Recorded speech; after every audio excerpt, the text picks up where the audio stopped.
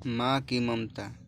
कमली अपने साल भर के बच्चे को लेकर घर के बाहर कदम रखी ही थी कि उसकी सास ने आवाज़ लगाते हुए कहा, सुन रे कमली, काम से लौटते वक्त पंडितान की दुकान से आधा किलो नमक लेना ना भूलना।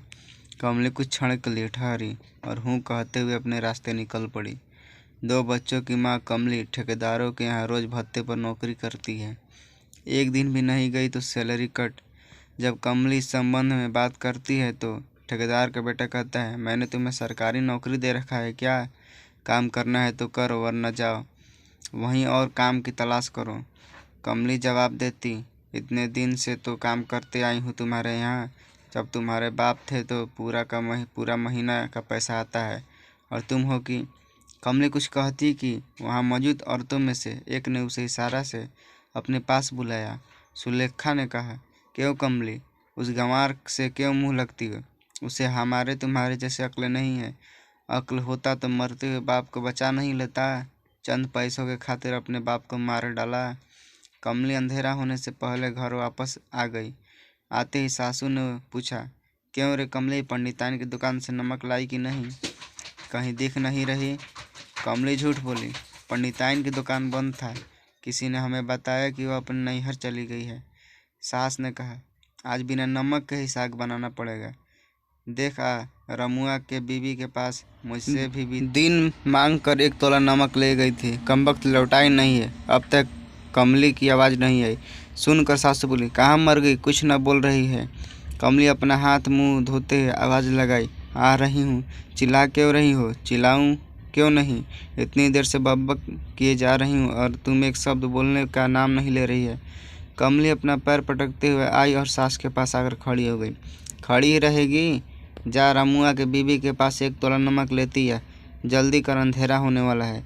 जंगली जानवरों का आना जाना शुरू हो जाएगा। सबके दरवाजे बंद हो जाएंगे और देखना कल मुँहा पीकर नशा में कहाँ पड़ा हुआ है।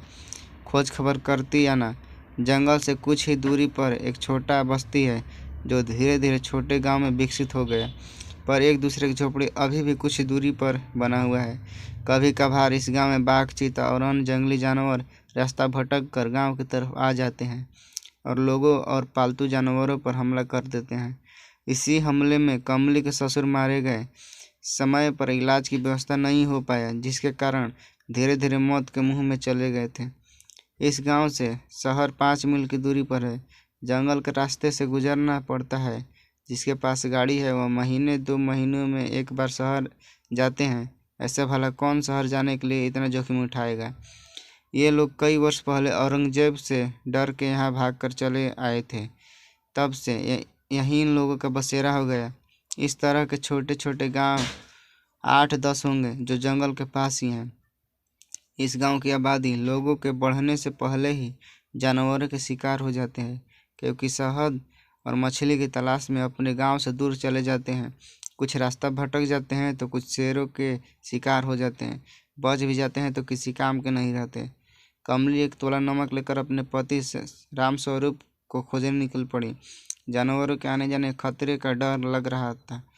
सभी जगह राम स्वरूप को खोज लिया पर कहीं नहीं दिखाई दिया। कमली ने सोचा कि जिंदा रहा तो आएगा, नहीं तो दरवाज़ा खोलकर कमली अंदर गई।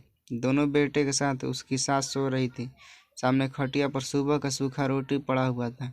उसने सोचा वही खाकर अपनी भूख मिटा लिया होगा।